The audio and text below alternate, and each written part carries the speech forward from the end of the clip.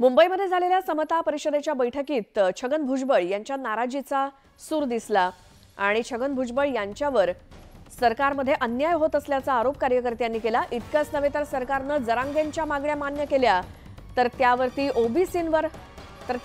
ओबीसींवरती अन्यायकारक ठरतील आणि त्यामुळे छगन भुजबळांनी राजीनामा द्यावा अशा प्रकारची मागणी समता परिषदेच्या बैठकीत करण्यात आली असं सूत्रांकडून सांगण्यात येत आहे। दरम्यान भुजबळांनी आक्रमक भूमिका घेतली तर मोठा राजकीय भूकंप होऊ शकतो अशी शक्यता सुद्धा वर्तवली जाते। तुम्ही रोज भेटता, मी कधी म्हणालो का तुम्हाला मी नाराज आहे म्हणून?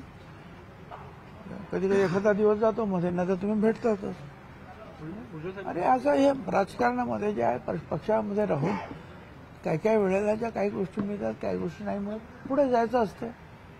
काय आज नाही तर उद्या होतं, काम करत राहायचं असतं आपण।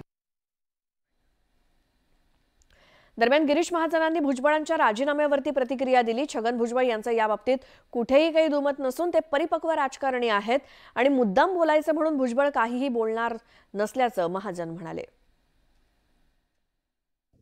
चर्चा असेल पण मला काही असं काही ऐकलेलं नाही किंवा भुजबळ साहेब असं काही बोललेले नाहीत मला असं वाटतं। आणि भुजबळ साहेब असं राजीनामा देतील न्याय मिळत नाही म्हणून, परिपक्व राजकारणी आहेत भुजबळ साहेब। ते काय त्यांना मुद्दाम काहीतरी बोलायचं म्हणून ते बोलणार नाही।